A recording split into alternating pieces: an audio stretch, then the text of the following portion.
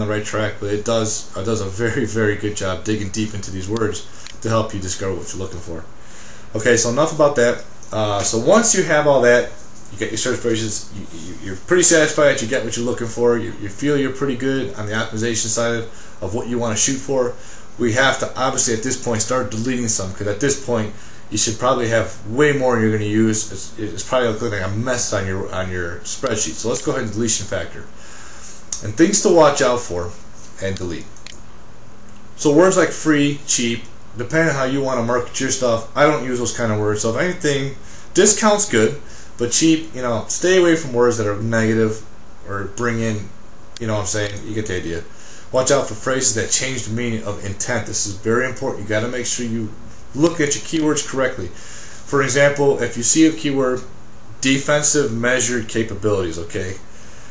And obviously the keyword is going to be defensive measure here. Just by changing where you're putting your qualifiers at, so you get defensive measure capabilities and measure defensive capabilities, the exact same words, completely different meanings. Alright, see, so make sure that you're not changing the meaning of your content with the way you're developing your phrases. And then pretty much at this point delete obvious things. Okay. Now we're going to want to get into the place where we can start combining or splitting core terms to make it even more targeted. So one thing is combining core terms. This is the part where you want to start focusing tightly on groups of keywords that you want to be optimized for. Okay, this is where you start really digging deep in your thinking here. So when do you want to start combining core terms? Kind of the, okay, say for here, when one of the core terms don't produce a decent size, okay, when you do a search and it comes up with, maybe let's say 100 or so hits a day. It gets traffic, gets hit, but it doesn't have really high amount of traffic going through it. And you want to see maybe add it to another core term that may have the same results and optimize for both those core terms. For example, we're going to group similar ones together that would have that issue. So let's say we're doing got two core terms. We got school supplies and then we got student supplies. Okay. School supplies maybe, and I'm not so sure if it may even get a high, but for this demonstration, this example, let's just assume school supplies gets a low amount of traffic, and so does student supplies. But you can be pretty sure that anyone searching for school supplies can relate or have some connection to a student supply, right? If you're going for school supplies, student supplies. So optimize your site for both those core terms would appear to be natural in its content, and therefore you can optimize for both of those, increasing traffic by combining the core terms. Okay, so most likely, like I said, you're going to get two people searching for the exact same things, supplies that they or their child will need for school. So pretty cool. Avoid inconsistent spelling. Now I know this is a good trick for AdWords. We're not teaching pay-per-clicks here. Don't combine core terms with their common misspellings. Okay, like duffel bag with the EL switched around. It's going to make, if you're optimizing your site to look like that, it's going to be very unprofessional. They're going to think a third grader did it, and they're not going to look to you as a leader to want to really, especially if it's all over the place. It's going to look terrible. So don't even do that. Okay, so what we're basically going to do is we're going to combine the core terms, make sure they flow seamlessly on the website, make it appear natural. Don't force core terms to work on a page. If they don't relate, they don't work, don't do it. Okay, and now we have the opposite, splitting core terms. Sometimes there will be a need to split a core term up in separate groups. And what I mean by that is that you may have a core term that's good, but it may still be a little too broad. You're getting too many search results, but you're not getting any really conversions off of it. And so that, again, is going to help you keep things more targeted by keeping core terms as targeted as possible. You don't want to be too broad again, okay? Okay, so when to split, generally when a term produces more than 150 search phrases, and that can be general. What is 150 search phrases? Like we said before, the search tools don't really give you an accurate number. So you'll figure that out as you do more of this. But generally, if it's too high and you want to target traffic, you'll split them. For example, like when you saw the car parts and then golf came up, right? Same example here with travel bags.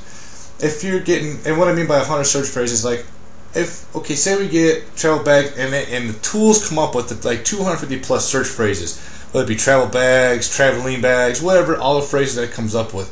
If over 50, let's say, of those search phrases return use something different that's not related to travel bags, for example here, golf travel bags, but we're trying to sell travel bags, then it's probably telling you, you can split the word travel bag into 2 subgroups. You can keep travel bag if you want, but you can break travel bag into a subgroup and have a whole nother group, core terms, dealing with golf travel bags, because the search phrases of that came up with a lot of them for that one core term.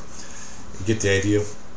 So now it's more targeted, and aggressive conversions are going to be better.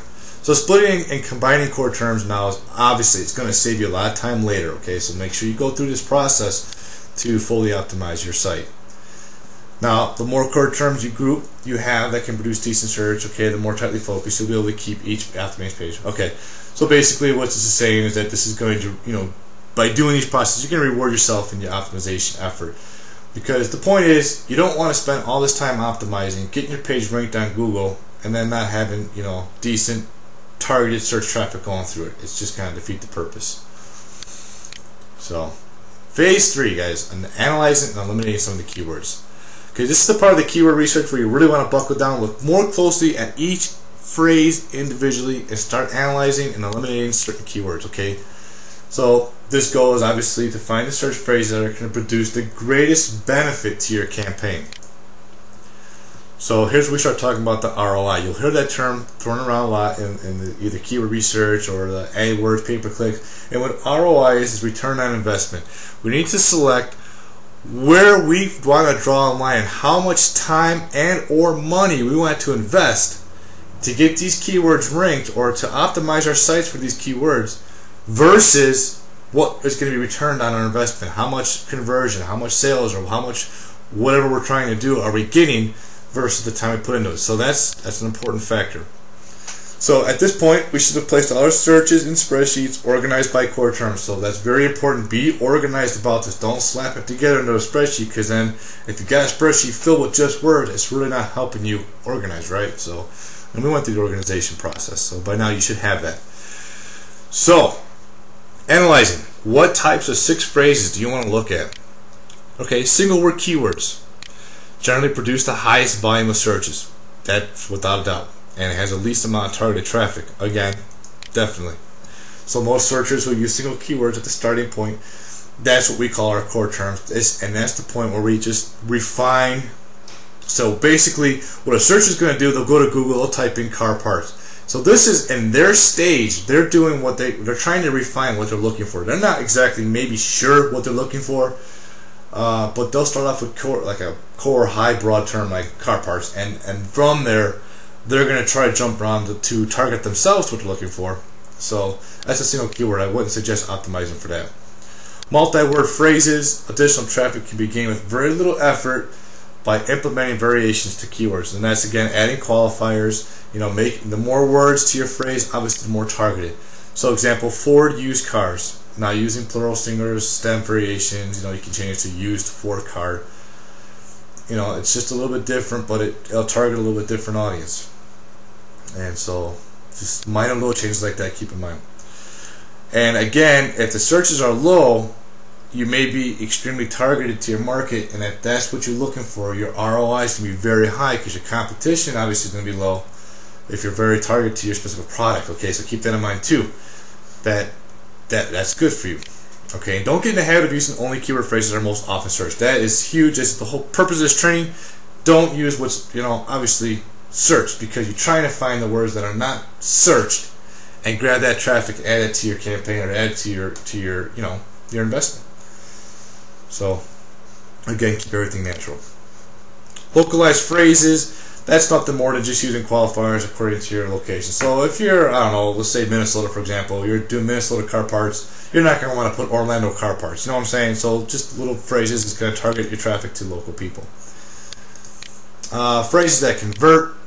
Many terms are going to drive high traffic. Okay. However, any term that is not directly related to your site, you got to get rid of it. I mean, that seems logical, but you'd be surprised how many people I've seen using these core terms because they're like, oh, it drives traffic, man. I like it. I'm getting tons and tons of traffic to my website. Well, great. But when they get to your website, you have nothing really directly related to what they were searching. They're going to leave it just as fast as they got there. So don't get caught up in the hype that high volume always means high conversion. You're going to convert. Okay, so the goal is to make sure the searcher finds exactly what they're looking for on your site and campaign. So you really want to gear your keywords so when they search